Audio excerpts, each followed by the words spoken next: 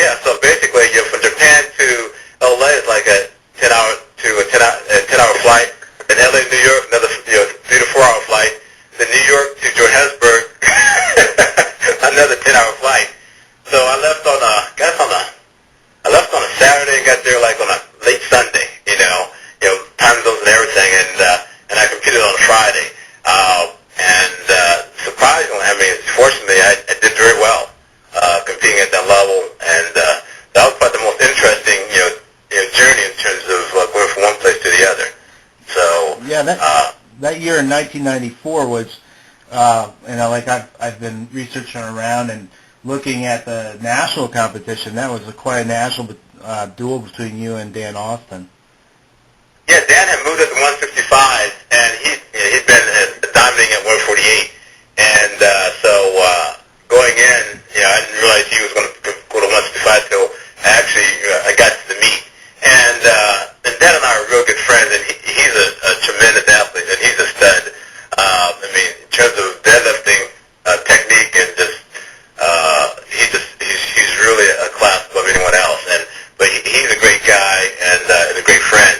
And so I knew going in that I had I'm probably beating the squat and bench, but deadlift would be a little challenge. And so I had actually a pretty decent day. I squatted pretty well and benched pretty well. And so when I figured out my numbers for the deadlift, I figured what I could do to push him to a big deadlift. Still have a pretty good total. Yeah. And I forgot what my last numbers had to be somewhere in the high 600s, which pushed him to a 744 30 deadlift attempt. Yeah. And which had been a world record, national record. And he pulled and he got it, and they put the weight on the bar, and he smoked it. I said, well, he's the man.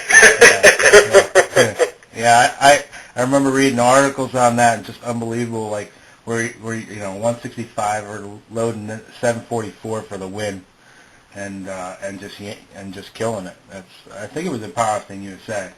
Yeah, it was amazing. I watched, and I was just like, I was awed. That was just amazing. So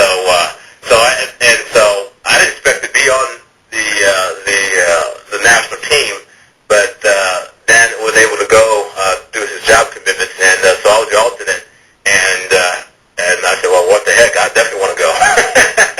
And so even though I was in Japan and had to work through the military, they really supported me in terms of my lifting career. And being in the military, of course, your job we take first. I was fortunate enough that the timings were always right for me to leave work and to go on these championship trips. But I always kept my work priorities up front. I always dedicated my first priority was to my military commitments. So training wise and anytime I go to these trips, I will always kind of make sure I got priorities taken care of. Yeah. So. Go ahead. Now, for me, I was in the Army, and I was always a reservist, but I was also deployed for a time, and, my own personal experience, I know the military actually, I guess, would hinder my powerlifting, being that, you have to be in shape also to be able to run. It's a little difficult, especially for me being in a higher weight class, but I also feel that the military helped my powerlifting tremendously from a mental aspect. And just as far as, your attitude when you approach things and, your discipline and training and just being focused and, things of that nature. So I guess what is your take? Do you feel the same thing or But to that aspect, in terms of my career in the Navy, I was in the Civil Air Corps. I was a CB then, and I didn't actually get deployed, in terms of, being deployed to an overseas location. I was stationed in a couple overseas locations, but I actually never got deployed. But I was mostly shore duty, working basically base support, base engineering, basic construction.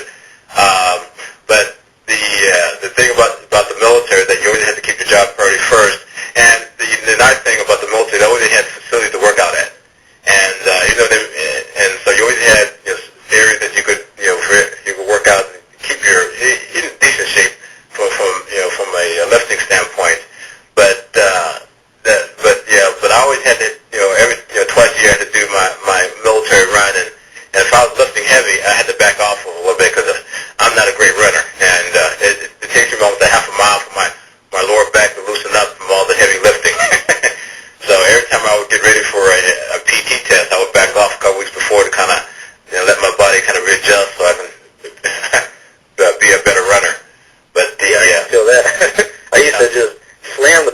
without thinking about it. The sit-ups weren't a problem, and then the run was, I always just call it 16 minutes of hell because the cutoff was like 15 minutes and 50 seconds or something, and I didn't move up to the 220s until after I was out of the military, but even at 198, I was heavy and just conditioned for powerlifting, so my legs would just scream.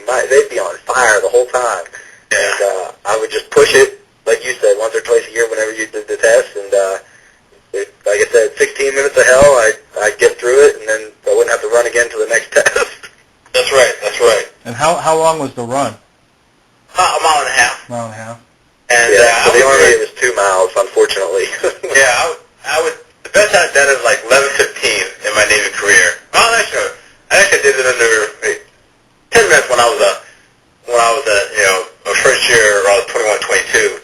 But when I got really into lifting and competing at national level, the best I could do the run probably about a little over 11 minutes, mile and a half. Yeah. And but it became a challenge as I got older to do well in the run.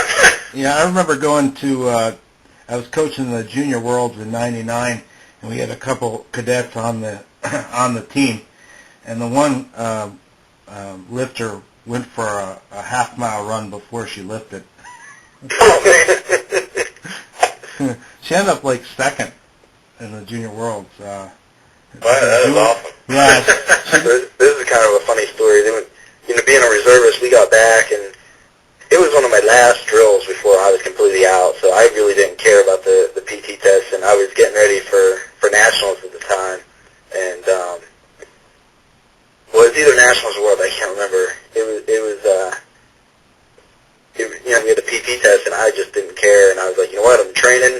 I'm not gonna mess up my powerlifting training. I got like one more drill left, so we did this PT test, and I ran like 2 miles and something ridiculous. Like it was like 26 minutes.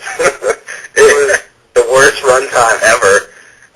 There was like the old guys in the unit that are all crippled and can't run were finishing before I was. But I was like, you know what? I got to squat tomorrow. I'm not gonna mess anything up. I'm going to the big meet. Right. So I passed all my PT tests when I was in, except for that one. And I was just like, you know what? I'm done. They're not gonna do anything. Can you tell us a little? Thanks again for joining us here at Pure Powerlifting Podcast. Come back next Monday for our second segment with Legends of Lifting, Dave Ricks. Now here's a preview to next week's podcast. In addition to that, I'm really big on focus and working